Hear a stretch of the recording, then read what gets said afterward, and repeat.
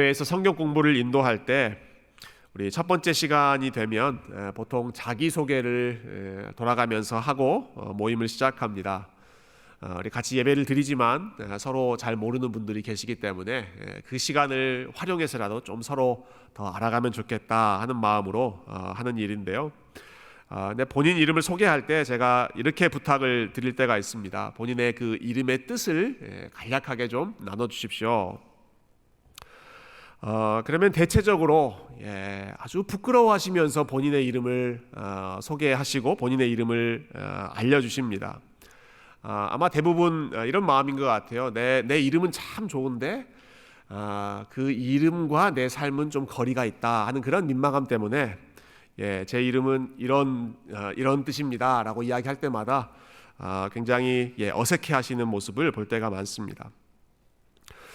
주로 이름 안에 이런 뜻이 많이 들어있는 분들이 특히 더 어색해하시는데요. 빛나다, 지혜롭다, 아름답다, 깨끗하다, 너그럽다, 이런 뜻이 그 이름 안에 들어가 있을 때 본인 뜻을 이야기하면서도 무척이나 어색해하시죠. 여러분, 제 이름은 영천인데요. 신령할 영자에 샘천자, 그래서 신령한 것이 막 마구마구 솟아나는 샘, 우물과 같다 라는 뜻입니다. 어떻게 반응해야 될지 모르시겠죠. 굉장히 저 스스로도 아주 민망해지는데요. 그러나 우리 중에 누구도 아마 자기 이름을 소개할 때 요나만큼 민망하지는 않았을 것이라고 생각합니다. 여러분, 히브리어로 요나라는 이름의 뜻은 비둘기입니다. 비둘기. 여러분, 비둘기 어떤 동물인지 아시죠? 비둘기가 무엇을 상징하시는지 아시죠? 여러분, 올림픽이 되면 비둘기를 날리는 그러한 세레모니가 있죠. 온 세상의 평화와 화합을 기원하는 의미에서 비둘기를 날립니다. 예수님께서 세례를 받으실 때 예수님 위에 임하셨던 성령님을 비둘기같이 임하셨다라고 이야기하죠. 왜냐하면 그분의 온유한 모습을 상징하는 것이 비둘기이기 때문에. 여러분, 하나님께서 말씀하시는데 그 말씀에 순종하지 않으려고 지구 반대편까지 도망갔던 그 선지자의 이름이 비둘기 선지자입니다. 굉장히 아이러니한 사실이지 않습니까?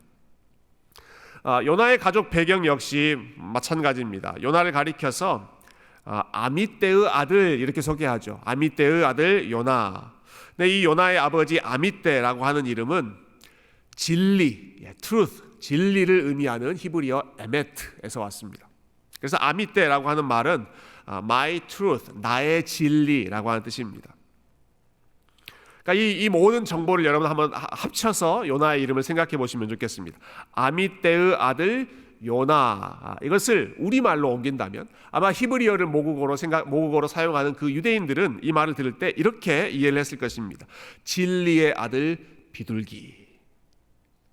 진리의 아들 비둘기. 자, 진리의 아들 비둘기님께서 하나님의 말씀이 떨어지자마자 그 말씀을 의도적으로 거역하려고 지구 반대편으로 지금 도망가고 계십니다. 무척이나 아이러니한 일이죠. 하나님의 말씀, 진리를 따라 살아가야 하고 하나님과 백성을 화해시키는 평화의 메신저로 살아가야 할 요나가 오히려 그 이름과는 정반대로 걸어가고 있다라고 하는 것입니다. 이것은 요나 한 개인만의 이야기가 아닐 것입니다. 진리를 따르기 위해 부름받았고 그리고 평화를 이루기 위해 부름받았지만 그 사명을 거부하고 있는 모든 인간들, 모든 죄인들의 이야기가 바로 하나님으로부터 도망치려고 하는 이 요나의 이야기입니다. 요나가 하나님의 말씀으로부터 도망치는 이 상황을 묘사할 때 성경에 아주 중요한 표현이 나오는데요. 여러분, 3절을 다시 한번 보시면 그 상황을 이렇게 묘사하죠. 그러나 요나가 여호와의 얼굴을 피하려고 일어나 다시스로 도망하려 하여 욥바로 내려갔더니 마침 다시스로 가는 배를 만난지라 여호와의 얼굴을 피하여. 이 3절에 2번 나오고 또 10절에 읽지 않았지만 한 번 나오는 이 여호와의 얼굴을 피하여.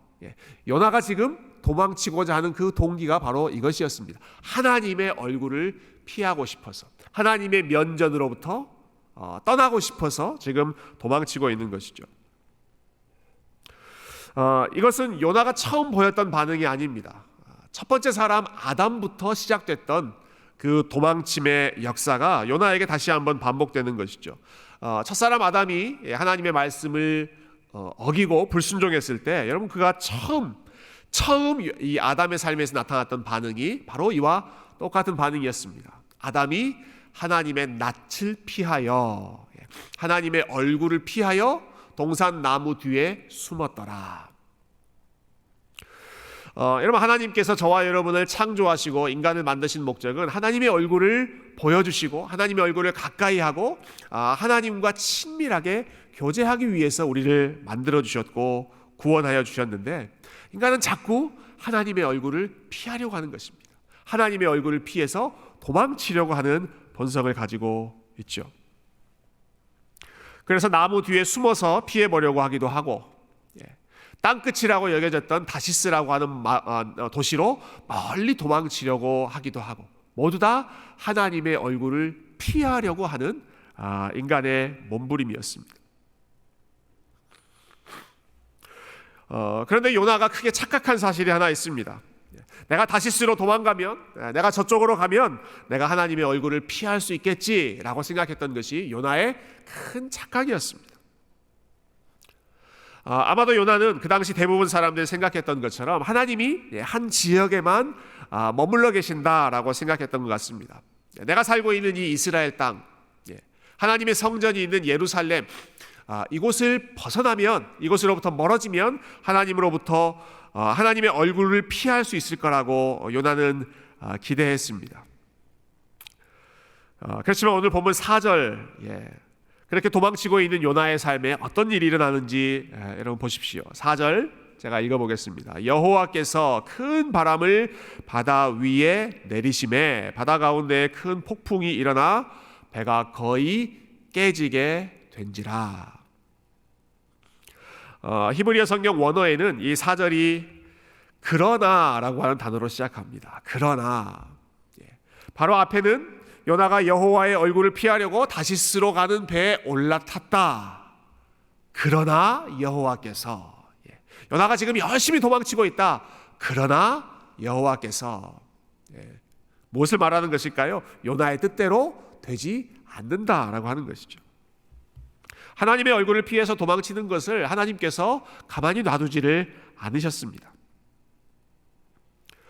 하나님은 예루살렘 성전에 혹은 이스라엘 어떤 한 장소에만 매여 계시는 분이 아니라 요나가 욥바라는 항구로 내려갈 때도 하나님이 요나를 따라가셨고 거기서 다시스로 가는 배를 타고 또 멀리 떠나고 있을 때에도 하나님은 여전히 요나를 따라가셨고 요나가 어쩌면 마음속으로 이제 나는 하나님으로부터 멀어질 수 있다, 떠날 수 있다, 하나님의 얼굴을 피할 수 있다라고 쾌재를 부르고 있을 때 오히려 하나님께서는 그 모습을 보시면서 속으로 웃고 계셨을 것입니다. 아무리 멀리 가봐라, 내 얼굴에서 피할 수 있나? 네가 아무리 몸부림을 쳐봐라, 내 품에서 벗어날 수 있는가? 바다 한가운데에서 요나를 기다리고 계시는 것이죠. 큰 폭풍을 보내서 요나가 타고 있는 그 배, 그 행로를 가로막으시고 요나의 계획을 좌절시키시는 것이 하나님의 모습이었습니다. 아마 훗날 요나는 이 순간을 기억할 때마다 시편 139편 말씀을 떠올렸을 것 같습니다. 우리가 잘 아는 말씀이죠. 우리 139편 7절부터 10절에 있는 말씀, 앞에 나오는 말씀을 우리 함께 한 목소리로 함께 읽어보도록 하겠습니다. 시작. 내가 주의 영을 떠나 어디로 가며 주의 앞에서 어디로 피하리까? 내가 하늘에 올라갈지라도 거기 계시며 스올에 내 자리를 펼지라도 거기 계시니이다. 내가 새벽 날개를 치며 바다 끝에 가서 거주할지라도 거기서도 주의 손이 나를 인도하시며 주의 오른손이 나를 붙드시리이다. 아멘. 여러분 요나의 상황에 너무너무 잘 어울리는 말씀이죠. 요나가 탄 배에 하나님께서 큰 바람을 보내셨습니다. 바람이라고 하는 단어 히브리어 루아흐는 영이라고 하는 단어와 똑같은 단어입니다. 하나님께서 주의 영을 보내시고 주의 바람을 보내셨습니다. 이 시편은 다윗이 고백했던 시이지만 내가 주의 영을 떠나 어디로 가겠습니까? 내가 바다 끝으로 간다고 할지라도 다시스로 가는 그 바다 끝으로 계속 내가 항해한다고 할지라도 거기서도 주의 손이 나를 붙드셨습니다. 아마 요나의 18번 노래가 이 시편 139편 말씀이 되었을 것입니다. 그렇지만 그것은 요나가 하나님께 회개한 이후에, 하나님께 항복한 이후에 일어난 일이었을 것이고, 아직 요나는 하나님께 항복할 준비가 안 되어 있는 모양입니다. 여러분 5절 말씀을 한번 보십시오. 우리 한 번 더 5절 말씀을 같이 읽어보실까요? 5절 시작. 사공들이 두려워하여 각각 자기의 신을 부르고 또 배를 가볍게 하려고 그 가운데 물건들을 바다에 던지니라. 그러나 요나는 배 밑층에 내려가서 누워 깊이 잠이 든지라. 아멘. 지금 배가 부서질 것 같은 큰 바람과 폭풍을 만났습니다. 그래서 모든 사람들이 저마다 살 방법을 찾으려고 애를 씁니다. 어떤 사람은 자기가 믿는 신에게 간절히 기도하기 시작했습니다. 어떤 선원들은 현실적인 방법을 쓰죠. 배 안에 있는 그 무거운 물건들을 바다로 던지면서 어떻게든 이 위기를 피해보려고 했습니다. 여러분, 이렇게 절박하고 다급한 순간에 요나는 어떤 일을 하고 있습니까? 요나는 지금 무슨 행동을 보이고 있습니까? 5절 뒤에 보니까 그러나 요나는 배 밑층에 내려가서 누워 깊이 잠이 든지라. 여러분, 이 상황이 이해가 되십니까? 지금 막 배가 이리저리 흔들리고 지금 사람들이 지금 난리 법석을 피우고 생사가 오갈 수 있는, 생사의 갈림길이라고 할 수 있는 이러한 상황에서 여러분 깊은 잠을 쿨쿨 자고 있는 이 요나의 모습을 보면 여러분, 이것을 우리가 대범하다고 해야 될까요? 아니면 뻔뻔하다고 해야 될까요? 도대체 어떤 심리이길래 이러한 상황 속에서 그 밑으로 내려가서 잠을 자고 있을까? 저의 경험에 비추어 볼 때 요나의 이런 행동은 문제로부터 회피하고 싶은 마음에 가까울 거라고 생각합니다. 이 문제, 난 모르겠다. 될 대로 되라 하는 식으로 회피하고 싶은 그러한 마음이 아마 이 상황 속에서 깊은 곳으로 내려가서 숨어서 거기서 잠을 자고 있는 이러한 모습으로 나타났던 것 같습니다. 다른 분들은 어떠실지 모르겠지만 저는 이렇게 스트레스를 받으면 혼자 숨거나 이상하게 그럴 때는 잠이 오는 경우가 많이 있습니다. 아마 남자분들 중에 저와 비슷한 심리를 가지고 있는 분들이 계실지 모르겠습니다. 제가 결혼을 하고 나서 제 아내가 제일 황당해했던 그런 순간이 부부싸움을 하다 말고 갑자기 제가 잠이 들었을 때, 한참 심각한 얘기를 하고 있는데 갑자기 아무 말도 없어졌을 때 제 아내가 무척 황당했다고 그래요. 그래서 얼마나 어이가 없었겠어요. 그래서 흔들면서 아니 지금 잠이 와요? 그렇게 공손하게 묻지는 않았습니다. 지금 잠이, 그 뒤에는 여러분의 상상에 맡기겠습니다. 어떤 말이 나왔을지 이해가 안 되는 거죠. 지금 이 심각한 시국에 잠이 오는가? 그런데 잠이 오더라고요. 문제를 회피하고 싶은 마음입니다. 그 문제를 직면하고 싶지 않고 그냥 묻어버리고 싶은 마음, 잊어버리고 싶은 마음이 잠에 드는 그러한 반응으로 나타나는 것이죠. 지금 요나가 그렇게 하는 것입니다. 요나가 이 상황 속에서 분명히 지금 하나님께서 사인을 보내고 계심에도 불구하고 그 문제를 회피하고 넘어가고 감추고 그냥 숨고만 싶은 것이 요나의 모습이죠. 그러나 하나님께서 그 요나를 가만히 놔두지 않으십니다. 이번에는 선장을 사용해서 요나를 흔들어 깨우십니다. 6절 말씀 한번 보시죠. 6절.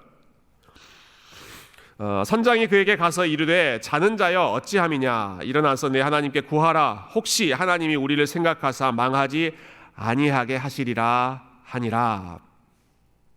한마디로 말해서 지금 요나에게 정신 차리라는 소리죠. 지금 이 시국에 잠이 옵니까? 그만 좀 자고 일어나서 당신이 믿는 신에게, 당신이 믿는다는 그 하나님에게라도 좀 기도하십시오. 모든 사람들이 지금 다 바삐 움직이고 있지 않습니까? 그만 좀 자고 일어나서 뭔가를 하십시오라고 하는 외침입니다. 큰 폭풍으로 배를 뒤흔들고 하나님께서 분명한 사인을 주고 계심에도 불구하고 아직도 정신 차리지 못하고 배 밑으로 들어가서 미꾸라지처럼 숨어서 그 상황을 잊어버리려고 하는 그러한 요나에게 이제는 하나님을 알지도 못하는 이방인 선장이 찾아가서 그를 흔들어 깨우면서 하나님을 향해서 좀 부르짖으라고, 일어나서 기도라도 좀 하라고 외치고 있는 것이죠. 여러 가지 방식을 통해서 하나님께서 요나를 부르시는 것입니다. 제발 좀 돌아와라. 제발 좀 이제 그만 좀 도망치고 그만 숨고 이제는 그만 일어나서 하나님을 향해서 마음을 돌려라. 하나님께 돌아오라 라고 하는 사인입니다. 이 요나를 일깨우시기 위해서 하나님께서 얼마나 여러 가지 방법을 사용하고 계시는지 여러분 보십시오. 큰 바람을 보내시기도 하고 큰 폭풍을 일으켜서 배를 흔들기도 하시고 심지어는 이방인 선장까지 내려보내셔서 요나를 흔들어 깨우고 계시는 것이 지금 요나를 일깨우고 싶어하는 그 하나님의 간절한 다급한 마음이었습니다. 그래서 제가 오늘 설교의 제목을 추적자라고 붙여봤습니다. 지난주의 제목은 도망자였고 오늘의 제목은 추적자, 영화 시리즈 같은 제목입니다. 요나는 계속해서 도망가고 있고 그런데 하나님은 그 요나를 끝까지 추적하고 계신다. 여러분, 하나님이 왜 이토록 집요할 정도로 요나를 쫓아가고 계실까요? 여러분, 하나님이 뭐가 아쉬우셔서 이렇게 도망치고 있는 요나를 붙잡으려고 안달이 나셨을까요? 여러분, 이렇게 반항하고 고집스러운 선지자 하나 없으면, 이 선지자 없으면 하나님의 일이 좌절되기라도 합니까? 여러분, 요나가 없으면 하나님의 계획에, 하나님 나라에, 하나님의 편에서 무슨 손해보는 일이 있으실까요? 전혀 그렇지 않습니다. 여러분, 요나가 아니라고 하더라도 하나님께서 사용하실 수 있는 선지자는 무궁무진하셨을 것입니다. 요나 한 사람이 니느웨로 안 간다고 하더라도 하나님은 누구를 통해서라도 그 일을 이루실 수 있는 분이십니다. 예수님은 이렇게까지 말씀하셨죠. 제자들에게 너희가 입을 열어 하나님을 찬양하지 않으면 하나님께서 이 길바닥에 널려있는 돌들을 통해서라도 찬양을 받으실 것이다.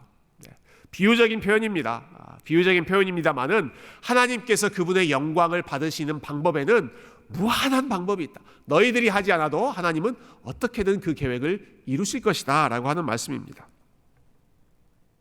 여러분, 이렇게 고집세고 이렇게 뺀질거리고 이렇게 반항하는 요나와 같은 선지자, 그러한 선지자 하나쯤 버린다고 한들 하나님에게 무슨 손해가 있겠습니까? 저 같았으면 요나 아니라 다른 더 나은 선지자를 찾았을 것 같아요. 그러나 하나님은 요나를 포기하지 않으셨습니다. 그렇게 하신 이유는 요나가 하나님의 자녀이기 때문에 그렇습니다. 니느웨로 보내야 하는 선지자이기 이전에 하나님의 어떠한 일을 하기 위한 하나님의 도구, 하나님의 어떠한 일꾼이기 이전에 요나가 하나님의 마음을 배워야 하는 하나님의 자녀이기 때문에, 무엇보다도 하나님께서 사랑하시는 그분의 자녀이기 때문에, 그분의 아들이기 때문에 이렇게 도망치고 있는, 반항하고 있는, 미꾸라지처럼 빠져나가고 있는 이 요나를 하나님은 결코 포기하지 않고 끝까지 그 뒤를 따라가시는 것이죠. 여러분, 자녀가 고집세다고, 자녀가 뺀질거린다고, 자녀가 반항한다고 포기해버린다면 여러분, 그 부모가 온전한 부모라고 볼 수 있겠습니까? 끝까지 포기하지 않고 쫓아가서 매를 들고 쫓아가든지 아니면 사랑을 들고 쫓아가든지 끝까지 포기하지 않는 것이 진정한 부모의 모습 아니겠습니까? 요나를 쫓아가는 그 하나님의 마음이 방황하는 그 아들을 쫓아가시는 아버지의 마음이었던 것이죠. 팀 켈러 목사님께서 이 요나에 관한 책을 쓰셨는데요, 그 책의 제목이 아주 의미심장했습니다. 예수님께서 사용하셨던 비유이죠. 탕자의 비유. 거기에 나오는 방탕한 아들, 영어로는 prodigal son이라고 표현하는데요, 그 말을 모방해서 이 요나에 대한 책 제목을 The Prodigal Prophet, 방탕한 선지자, 이렇게 이름을 붙였습니다. 이 요나의 모습이 예수님이 말씀하신 그 탕자의 비유에 나오는 아들들의 모습, 방탕한 그 아들들의 모습과 너무나도 비슷하다라는 점에서 이런 제목을 붙인 거죠.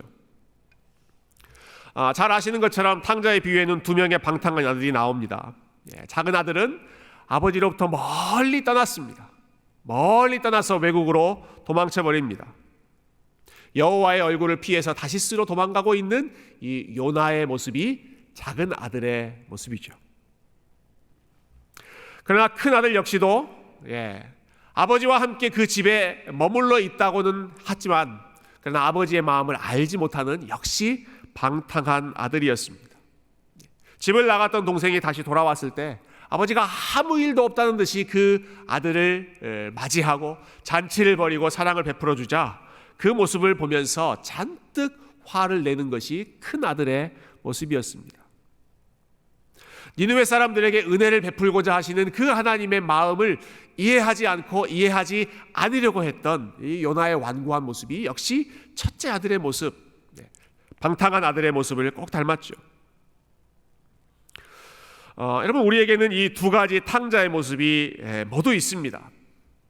한편으로는 둘째 아들처럼 하나님으로부터 멀어지려고 하는, 도망치려고 하는 반항 섞인 마음이 있고, 혹은 다른 한편으로는 하나님과 함께 있고 하나님의 집 안에 함께 거한다고 하면서도 물리적으로는 하나님에게 가까이 있는 것 같지만 그러나 마음이 하나님으로부터 멀어져 있어서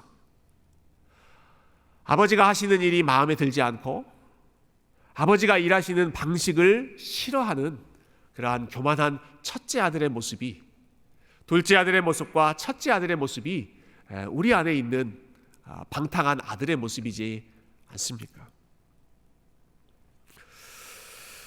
그럼에도 불구하고 여러분, 이 아버지는 그 아들들을 포기하지 않으시죠. 그래서 이 비유의 진정한 주인공은 아들들이 아니라 아버지였다라고 하는 사실을 우리가 알 수 있습니다. 이 아버지는 집 나간 둘째 아들도 사랑하셨습니다. 집 안에 있는 첫째 아들도 사랑하셨습니다. 집 나간 둘째 아들이 멀리서부터 먼 발치에서 돌아오는 그 모습을 보면서 이 아버지는 정신없이 떠나가서 달려가서 본인의 체면 그런 것들을 다 내려놓고 얼싸안고 기뻐하며 잔치를 베푸십니다. 둘째 아들이 잘못했던 그 모든 것에 대해서 이런 반구 하나도 묻지 않고 돌아온 것 자체로 기뻐하시는 것이 아버지의 마음이셨습니다. 첫째 아들은 어땠나요? 잠시 후에 첫째 아들이 화가 나서 아버지가 그 아들에게, 둘째 아들에게 잔치를 벌여주는 모습에 화가 잔뜩 나 있을 때에는 여러분, 이 아버지가 그 잔치 자리에서 잠시 바깥으로 나오십니다. 문 밖에서 들어오지 않으려고 하는 그 둘째 아들을 데리고 들어가려고 하고 불편한 그 첫째 아들의 마음을 다독이기 위해서, 위로하기 위해서, 야, 너는 나에게 있는 이 모든 것이 다 네 것이지 않느냐? 내게 있는 모든 것이 다 너의 것이지 않느냐? 그 첫째 아들의 마음을 다독이면서 같이 들어가자, 같이 잔치에 참여하자라고 또 끌고 들어가고자 하시는 그것이 아버지의 마음. 둘째 아들도 품으시고 첫째 아들도 품으시려고 하는 그 마음이 하나님 아버지의 마음이셨습니다. 여러분, 하나님께서 이 마음으로 지금 첫째 아들과 같고 둘째 아들과 같은 하나님으로부터 어떻게든 멀어지려고 하는 이 요나를 쫓아가시는 것입니다. 요나가 아무리 도망치려고 한다고 하더라도, 아무리 숨어보려고 한다고 하더라도 여러분, 요나는 하나님의 얼굴로부터 피할 수가 없었습니다. 저와 여러분 역시 마찬가지입니다. 우리가 아무리 도망친다고 하더라도, 우리가 아무리 숨어보려고 한다고 하더라도 하나님의 얼굴로부터, 하나님의 임재로부터, 하나님의 사랑으로부터 피할 수 있는 사람은 아무도 없습니다.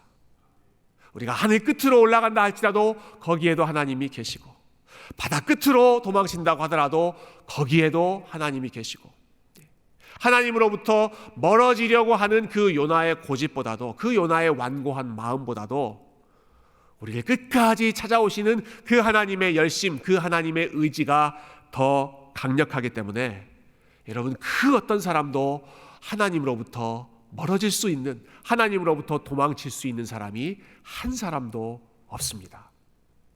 여러분, 하나님의 열심이 얼마나 강력합니까? 하나님의 그 쫓아오시는 그 의지가 얼마나 집요하신지, 여러분, 마침내에는 하나님께서 그저 큰 바람 보내시고 큰 폭풍 보내시는 정도가 아니라 하나님이 가장 아끼시는 그분의 아들 예수 그리스도, 하나님의 독생자 아들까지 보내시면서, 우리가 있는 그곳까지, 그 낮은 자리까지 하나님께서 보내시면서 끝까지 우리를 찾아오시는 그 사랑이 하나님의 사랑, 포기하지 않는 하나님의 열심이지 않습니까?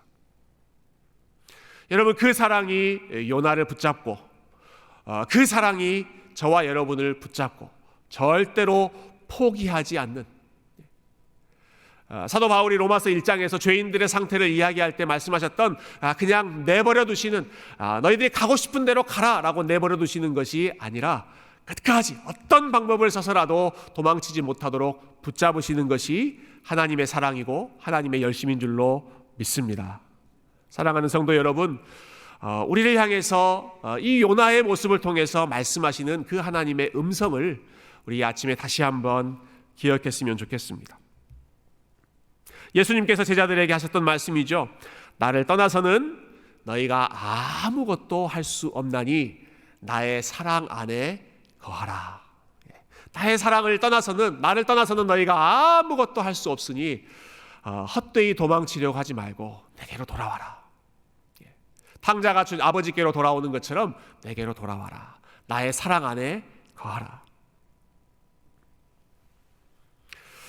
그분의 사랑 안에 거하도록 우리의 발걸음을 돌이키시기 위해서 때로는 하나님께서 우리에게 폭풍과 같은 상황을 허락하셔서 우리의 한계를 보게 하시기도 하십니다. 그러나 폭풍을 보내신 그 하나님은 동시에 우리의 삶의 풍랑이는, 일렁이는 그 폭풍을 잠잠케도 하실 수 있는, 우리의 삶에 있는 모든 상황을 컨트롤하시는 그 하나님이시고, 무엇보다도 여러분, 이 하나님은 폭풍 속에서도 우리와 함께 하시는 하나님이신 줄로 믿습니다. 여러분, 예수님이 타셨던 그 배에도, 제자들이 예수님과 함께 있던 그 배도 폭풍을 만난 적이 있죠.